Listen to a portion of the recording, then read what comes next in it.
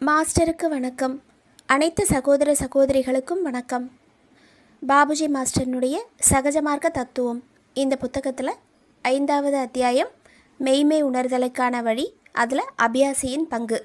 இந்த அத்தியாயத்தில் 6வது பகுதி பக்தி. நாம் தினசரி செய்யக்கூடிய தியான பயிற்சி, அதனுடைய முழுமையான வளர்ச்சியடைந்த நிலையாக சொல்லப்படுறது கடவுளை பற்றிய நிலையான நினைவோடு இருக்கிறது. அதாவது தியானம் மனம் குவிக்கக்கூடிய திறனை இயல்பாகவே நமக்கு உருவாக்கி தருது. ஒரே விஷயத்தை பற்றி தொடர்ந்து சிந்தனை செய்து நம்ம தியான பயிற்சியை செய்கிறோம். அந்த ஒரே விஷயங்கிறது என்ன? கடவுள் அல்லது மாஸ்டர். அப்படி தினமும் அந்த பயிற்சியை செஞ்சுட்டு வரும்போது தியானம் செய்யக்கூடிய நேரத்தில் மட்டும் இல்லாமல் மற்ற நேரங்கள்லேயும் அவரை பற்றின நினைவு நமக்கு இயல்பாகவே வர ஆரம்பிக்குது. அப்படி வர்றது தான் தியான பயிற்சியினுடைய இயற்கையான ஒரு வளர்ச்சி அப்படிங்கிறத சொல்கிறாங்க. அப்போது தியானத்திற்காக அல்லது நிலையான நினைவிற்காக நாம் எடுத்துகிட்ருக்கிற பொருள் அப்படிங்கிறது கடவுள் அல்லது மாஸ்டர். அவர் மேலே ஒரு அபியாசி பக்தி கொள்ளக்கூடிய நிலையை உருவாக்கிக்கும் போது அந்த நிலையான நினைவு செயல்திறன் மிக்கதாக மாறிடுது. அப்போது தியான பயிற்சியினுடைய முழுமையடைந்த நிலையாக சொல்லப்படுறது நிலையான நினைவு. அந்த நிலையான நினைவினுடைய வளர்ச்சி, அதனுடைய மேம்பாடு பக்திங்கிற கட்டத்துக்கு நம்மளை கூட்டிகிட்டு போகுது. அந்த பக்திங்கிற பிணைப்பில் மாஸ்டரோட நாம் இணையும் போது நம்மளுடைய பயிற்சி ஒரு வெறும் வரட்டு நிலையில் இல்லாமல் நாம் முழுமையாக அதிலேயே ஆழ்ந்து போகக்கூடிய அந்த ஒரு நிலைக்கு இனிமையான நிகழ்ச்சியாக மாறிடுது. இப்போது பக்தி அப்படின்னு சொல்லி எடுத்துக்கும்போது அபியாசிகளுக்கு 3 விதமான நிலைகளில் பக்தியினுடைய வெளிப்பாடு இருக்குது அப்படிங்கிறத சொல்கிறாங்க. அதாவது பக்தி செலுத்துபவரை 3 வகையாக பிரிக்கிறாங்க. அதில் முதல் வகை தண்ணீரில் இருக்கக்கூடிய கூழாங்கல் மாதிரி. இப்போ அந்த கூழாங்கல்ல உடைச்சோம் அப்படின்னா உள்ளே காஞ்சு ஒரு உலர்ந்து போய் அப்படி இருக்கும், ஆனால் வெளிப்புறத்தில் ஈரமாக இருக்கும். இந்த வகையான பக்தர்கள் இறை பக்தி, அன்பு இதை மேம்போக்கான விதத்தில் தான் கொண்டுட்ருப்பாங்க. அதுவும் கூட அவங்க ஆன்மீக சூழ்நிலையில் அந்த ஒரு சிறப்பான சூழ்நிலையில் இருக்கும்போது மட்டுமே பக்தியினுடைய வெளிப்பாடுங்கிறது இருக்குது. ஆனால் அவங்களுக்குள்ள அவங்களுடைய அகம்னு சொல்லப்படுறது இந்த பக்தியினுடைய உணர்வுகள் எதுவுமே இல்லாமல் உள்ள உலர்ந்து போயிருக்கும். அப்போது அவங்க ஆன்மீக சூழலில் இருந்து எப்போ வெளியே வராங்களோ அந்த கணத்தில் அவங்களுடைய பக்தியும் காணாமல் போயிடுது. இது ஒரு விதமான பக்தர்கள். அடுத்தது 2வது வகை ஈரத்துணி. ஈரத்தில் அமிழ்த்தி எடுத்த துணி. இந்த துணி சொட்ட சொட்ட இருக்கும். இப்போது இந்த மாதிரியான பக்தர்கள் பக்தியில் நிரம்பி இறை அன்பு சொட்ட சொட்ட இருப்பாங்க. ஆன்மீக சகவாசத்தில் இருந்து தியானம், பிரார்த்தனை, வழிபாடுகளில் ஈடுபடும் போது பக்தியில் நிரம்பி இருப்பாங்க. அப்போ அந்த ஈரத்துணி காற்றுல உலர்ந்து காஞ்சு போகிற மாதிரி உலகியல் வாழ்க்கைக்கு அவங்க திரும்ப வரும்போது அப்படிப்பட்ட தருணத்தில் அவங்களுடைய பக்தியும் மறைஞ்சிருது. இப்போ அடுத்தது 3வது வகையான பக்தர்கள் சர்க்கரை கலர்ந்த நீர். சர்க்கரையை தண்ணீரில் போட்டு கொஞ்ச நேரம் கழித்து பார்க்கும்போது அது கரைஞ்சி போயிடும். அப்போ இந்த மாதிரியான பக்தர்கள் தான் உண்மையான பக்தர்கள். அவங்க தங்களுடைய அகங்காரத்தை இறைவன்கிட்ட கரைச்சிட்றாங்க. இனிமே பிரிவுங்கிறதே கிடையாதுங்கிற அளவுக்கு அவங்க கடவுளோட ஒன்றாகிடுறாங்க. அப்போது பக்திங்கிறது குணங்கள் எல்லாத்திற்குமே அப்பாற்பட்டது. நமக்குன்னு ஒரு பண்புகளை எடுத்துக்கிட்டு அந்த பண்புகளில் மதிமயங்கி இருக்கும்போது கடவுளை உண்மையான விதத்தில் அணுக முடியாது. அப்போது ஒரு பக்தன் தனக்கு கிடைக்கிற எல்லாத்தையுமே ஏற்றுக்கிட்டு எதை பற்றியுமே கவலை கொள்ளாத சரணாகதி நிலையில் அவர் தன்னுடைய வாழ்க்கையை நடத்திட்டு போகணும். அந்த அளவுக்கு பக்தி மேம்பட்டு இருக்கணும் அப்படிங்கிறத சொல்கிறாங்க. நாம் எப்போவுமே கடவுளை பற்றின நிலையான நினைவில் இருக்கும்போது அவரோட அன்பால் பிணைக்கப்பட்ட நிலையில் இருக்கும். அப்போது அந்த அன்பு தான் பக்தியாகவும் மாற்றமடையுது. இப்போது இந்த அன்புன்னு சொல்லி எடுத்துக்கும்போது இதுலேயும் 3 விதமான நிலைகள் இருக்கிறதா சொல்கிறாங்க. அதில் முதல் நிலை பௌதீக மட்டத்திலான அன்பு. இது புலன் சார்ந்த உணர்வுகளினுடைய அடிப்படையில் வெளிப்படுத்தப்படுறது. அதாவது உடல் சார்ந்த இன்பங்கள் மூலமாக இந்த வகையில் அந்த அன்பை வெளிப்படுத்திக்கிறோம். இதை தமோ குணத்தினுடைய வெளிப்பாடாக சொல்கிறாங்க. இப்போ உதாரணத்திற்கு மாஸ்டரை பார்க்கும்போது அவரை தொடணும்னு நினைக்கிறது, கட்டி பிடிச்சிக்கணும்னு நினைக்கிறது, இந்த மாதிரி. அடுத்தது மனோ மட்டத்திலான அன்பு. இது பிரேமன்னு சொல்லப்படுற உணர்ச்சி பூர்வமான அன்பாக வெளிப்படுது. இந்த அன்பை ரஜோகுணத்தினுடைய வெளிப்பாடாக சொல்லப்படுறது. ரஜோகுணம்ங்கிறது ஒரு சஞ்சலம் கொண்ட மனநிலை. நிகழ்காலம், இறந்த காலம், எதிர்காலம் இதை பற்றி ஆராயக்கூடியது. முரண்பாடுகள் நிறைந்த மனநிலை. இன்றைக்கி ஒரு நல்லது நடந்தது அப்படின்னா சம்மந்தப்பட்டவங்க மேலே அன்பு அதிகமாக வெளிப்படும். அதே நேரத்தில் நமக்கு பிடிக்காத செயல் ஏதாவது நடந்ததுன்னா அப்போ அந்த அன்புங்கிறது காணாமல் போயிடுது. இந்த மாதிரி உணர்ச்சியினுடைய அடிப்படையில் அன்பாகப்பட்டது வெளிப்படுத்தப்படுது. இதை தான் மனோமட்டத்திலான அன்பு அப்படின்னு சொல்கிறாங்க. அடுத்தது 3வது வகை ஆன்மீக மட்டத்திலான அன்பு. இந்த அன்பு சத்வகுணத்தினுடைய வெளிப்பாடாக சொல்லப்படுறது. அப்போது இந்த அன்பு பக்தியாகவும் தெய்வீகத்தினுடைய அதி உன்னதமான பற்றுதலாகவும் உயர்வடைந்த நிலையில் இருக்குது.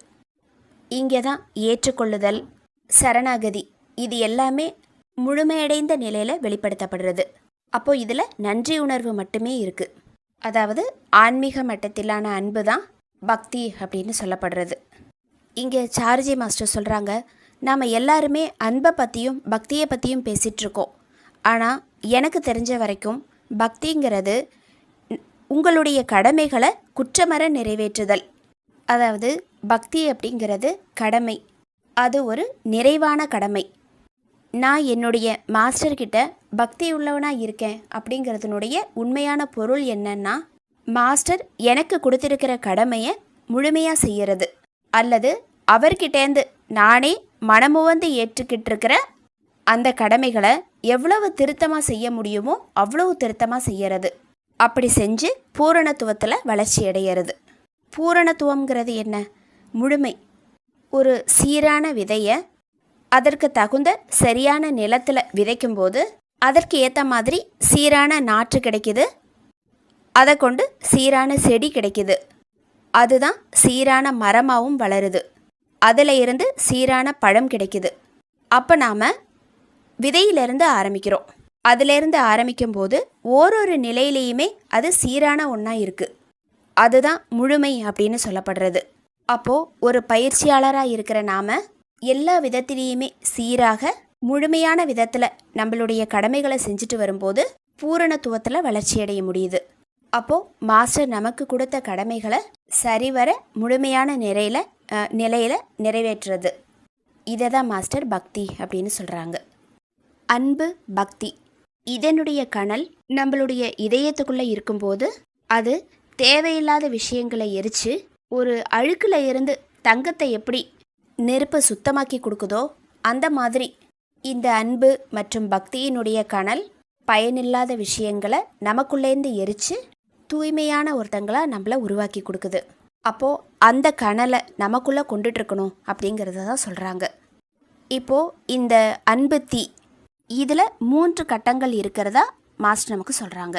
அதாவது அந்த அன்பினுடைய கனல் நமக்குள்ளே எரியுது, அது எந்தெந்த விதத்தில் வெளிப்படுது அப்படிங்கிறத பற்றி.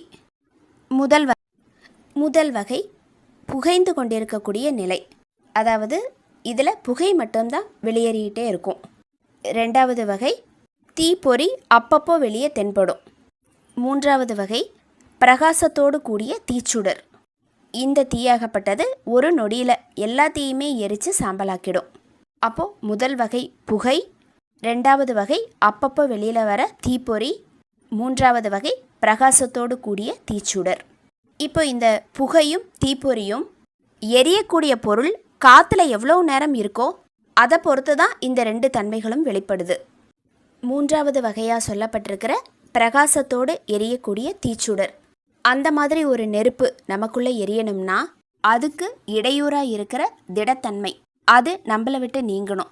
இப்போது நெருப்பு நல்லா எரியறதுக்கு இடையூறாக இருக்கிற திடத்தன்மை என்ன?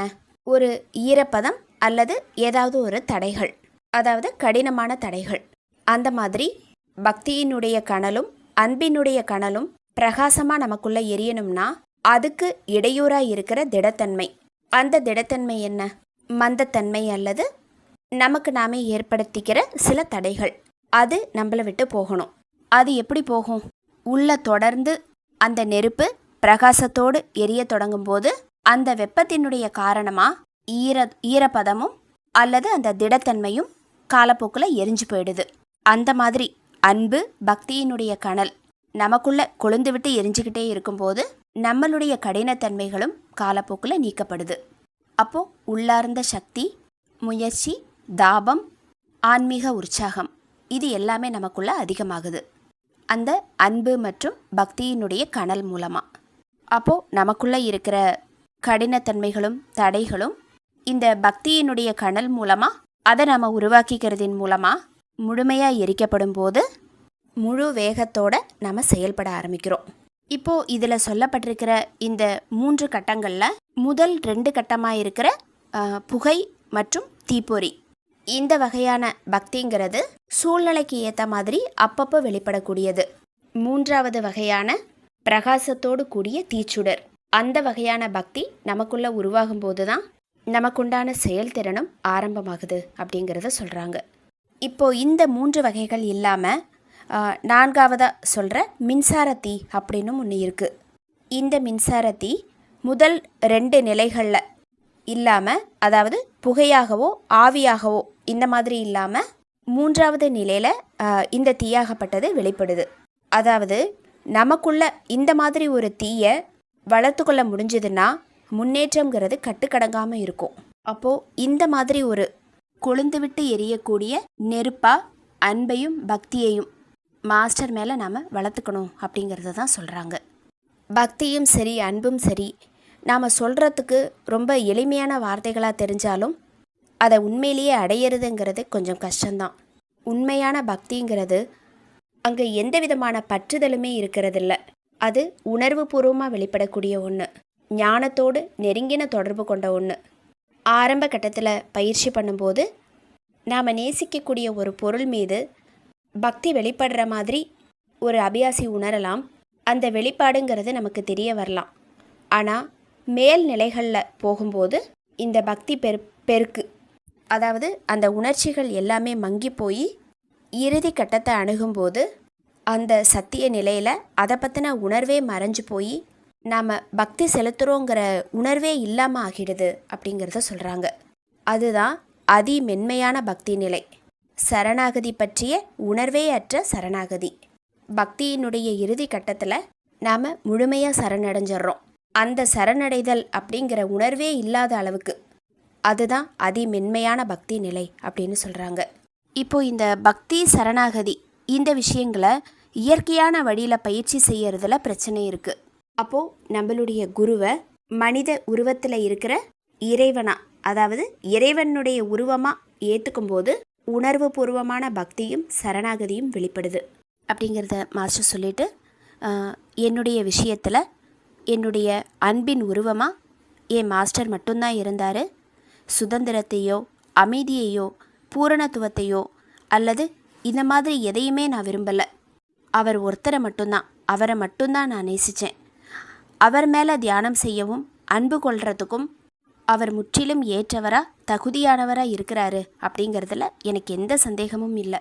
ஏன்னா அவர் அகங்கார உணர்வுலேருந்து வெளியே வந்தவர், ஆசைகள்லேருந்தும் உலக பந்தங்கள்லேருந்தும் முற்றிலுமாக விடுபட்டவர், அதோட தன்னுடைய சுயத்திற்காக முழுவதுமாக தன்னை அர்ப்பணித்து கொண்டவர், தன்னை தன் சுயத்திற்கு அர்ப்பணித்து கொண்டவர்.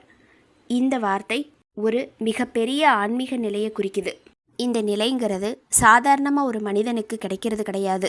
அப்படிப்பட்ட ஒரு நிலையை அடைந்தவர் தான் என்னுடைய மாஸ்டர்.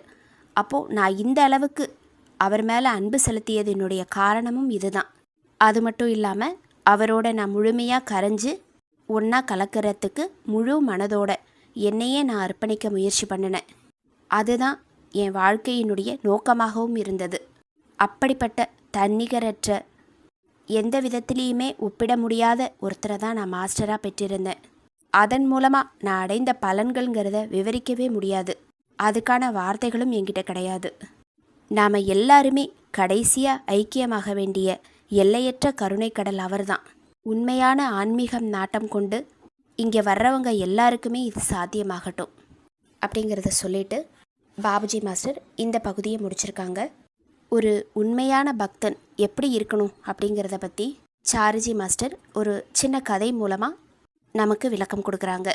ஒரு முறை நாரதர் நாராயணன் கிட்ட போய் சிறந்த பக்தன் யார் அப்படின்னு சொல்லி கேட்குறாரு. அப்போது நாரதருக்கு நாம தான் நாராயணனுடைய சிறந்த பக்தன் அப்படிங்கிற அகங்காரம் அவருடைய மனதில் இருந்தது. அதே மாதிரி தன்னை தான் நாராயணன் சிறந்த பக்தன்னு சொல்லுவார் அப்படின்னும் நினச்சிக்கிட்டு அவர் போய் கேட்குறாரு. ஆனால் நாராயணன் நாரதரை கூப்பிட்டு பூமியில் வாழக்கூடிய ஒரு உழவரை காண்பிக்கிறாரு. அப்படி காண்பிச்சு அந்த உழவன் காலையில் எழுந்த உடனே கடவுளை கும்பிட்டு நாராயணான்னு சொல்லி ஒரு முறை வேண்டான். அதுக்கப்புறமா அவன் தன்னுடைய வயலுக்கு போய் உழவு செஞ்சு இரவு வீடு திரும்பி படுக்கிறதுக்கு முன்பாக ஒரு முறை நாராயணா அப்படின்னு சொல்லி கூப்பிட்றான். இதை பார்த்தோன்னே நாரதர், தொடர்ந்து நான் உங்களையே நினச்சிட்ருக்கேன், ஆனால் அந்த உழவன் ஒரு நாளில் 2 முறை தான் உங்களை கும்பிடுறான், இவன் எப்படி சிறந்த பக்தனாக இருக்க முடியும் அப்படின்னு சொல்லி கேட்குறாரு. அதற்கு நாராயணன் பதில் சொல்லாமல் ஒரு சொம்பு நிறைய எண்ணெய் ஊற்றி அதிலிருந்து ஒரு சொட்டு எண்ணெய் கூட கீழே வழியாமல் இந்த உலகத்தை வலம் வரணும் அப்படின்னு சொல்லி நாரதரை அனுப்பிச்சி வைக்கிறாரு. அதே மாதிரி நாரதரும் போயிட்டு வராரு. எண்ணெய் வழியாமல் கவனமாக அப்படியே கொண்டு வந்து சேர்க்குறாரு. அப்போ நாராயணன், இந்த மாதிரி இந்த எண்ணெயை கொண்டு நீ வலம் வரும்போது எத்தனை முறை நீ என்னை நினச்ச அப்படின்னு சொல்லி கேட்குறாரு. அப்போ நாரதர், நான் ஒரு முறை கூட நினைக்கல, என்னுடைய கவனம் முழுவதுமே நான் செஞ்ச இந்த வேலையில் இருந்ததுனால உங்களை நினைக்கிறதுக்கு எனக்கு நேரம் இல்லை அப்படின்னு சொல்கிறாரு. அப்போ நாராயணன், ஒரு சின்ன வேலை செய்யும்போது கூட உன்னால் என்னை நினைக்க முடியல, ஆனால் அத்தனை வேலைகளுக்கு நடுவுலையும் அந்த உழவன் என்னை 2 முறைக்கும் வணங்குறான். இப்போ சொல்லு, உங்கள் 2 பேரில் உண்மையான பக்தன் யார் அப்படின்னு. இந்த கதையை சார்ஜி மாஸ்டர் சொல்லிவிட்டு, மாஸ்டர் மனித வடிவில் இருக்கிறதுனால இந்த உலகத்தில் எல்லா இடங்களுக்கும் எல்லா மையங்களுக்கும் போயிட்டு வர்றதும் எல்லா அபியாசிகள்கிட்டையும் தனித்தனியாக பேசுகிறதும் கடினம். அவர் தன்னுடைய வாழ்நாள் முழுவதும் அதுக்குன்னே செலவழித்தாலும் அது முடியாத காரியம். அதனால் எல்லாருமே அவரை பௌதீக வடிவத்தில் பார்க்காம, அதாவது அதில் மட்டுமே பார்க்காம ஓரொரு அபியாசியும் தன்னுடைய அகத்தில் இதயத்தில் அவரை பார்க்கக்கூடிய திறனை வளர்த்துக்கோங்க. அப்படி பார்க்கும்போது மாஸ்டர் நம்மளுடைய இதயத்துக்குள்ளே இருந்து நமக்கான அன்பை அவர் வழங்குறாரு. அது மட்டும் இல்லாமல் நாம் எப்போவுமே இதயத்தில் அவரை பார்க்கும்போது மாஸ்டருக்கும் நமக்கும் இருக்கிற வேறுபாடுகளும் மறையுது. மாஸ்டரும் சொல்கிறாரு, என்னுடைய இதயத்தை அனைவருக்கும் வழங்குகிறேன் அப்படின்னு சொல்லிட்டு. ஆனால் அதை ஏற்றுக்கக்கூடிய மனப்பக்குவத்தை நாம் வளர்த்துக்கிட்டு ஒரு சிறந்த பக்தனாக நம்மளுடைய இதயத்தை அவரை நோக்கி திறந்து வைக்கக்கூடிய ஒரு சிறந்த சீடனாக நம்மளை நாம் மாற்றிக்கணும் அப்படின்னு சொல்கிறாங்க. பக்தி காட்டுறதுல சிறந்த உதாரணமாக ஸ்ரீ கிருஷ்ணர்கிட்ட ராதை காட்டக்கூடிய அன்பு. அப்போது அந்த மாதிரியான ஒரு பக்தியை நமக்குள்ளே ஏற்படுத்திக்கிட்டு குரு என்ன நினைக்கிறாரோ அதை நம்மளுடைய இதயத்தினால் அந்த உள்ளுணர்வால் உணர்ந்து அவருடைய வேலைகளில் பங்கெடுக்கிறதுக்கு தயார் நிலையில் எப்போவுமே இருக்கணும். அதுதான் நமக்கு ஆன்மீகத்தில் சிறந்த முன்னேற்றத்தையும் தரும் அப்படிங்கிறத மாஸ்டர் சொல்கிறாங்க. கடவுள் உங்கள் இதயத்தில் தன்னை மறைத்து கொண்டு உங்களை வெளிப்படுத்தியுள்ளார். நீங்கள் உங்களை மறைத்து கொண்டு அவரை வெளிப்படுத்துங்கள். இதுவே உண்மையான பயிற்சி. இது லாலாஜி மாஸ்டர்னுடைய வரிகள். ஒரு மரம் வளர்கிறதுக்கு விதை மறையணும். அந்த மாதிரி நான் அப்படிங்கிறது மறையும் போது இறைவனுடைய பிரசன்னம் நமக்குள்ளேந்து வெளிப்படுது. அந்த நான் எப்போ மறையும்? நம்மளை முழுமையாக சமர்ப்பணம் செய்கிறதின் மூலமாக. அந்த சமர்ப்பணத்தை எப்போ செய்ய முடியும்? எல்லாத்தையும் ஏற்றுக்கிறதின் மூலமாக. அந்த ஏற்றுக்கொள்ளுதல் எங்கே இருக்கிறதின் மூலமாக. அந்த ஏற்றுக்கொள்ளுதல் எங்கேருந்து வருது? அன்பு, பக்தி. இதனுடைய கனலை, இதனுடைய ஏக்கத்தை நமக்குள்ளே முழுமையாக வளர்த்துக்கிறதின் மூலமாக. அப்போது அப்படிப்பட்ட ஒரு நிலையை நாம் எல்லாருமே உருவாக்கிக்கணும். இதை தான் மாஸ்டர் இங்கே சொல்கிறாங்க. மாஸ்டருக்கு நன்றி. அனைத்து சகோதர சகோதரிகளுக்கும் நன்றி.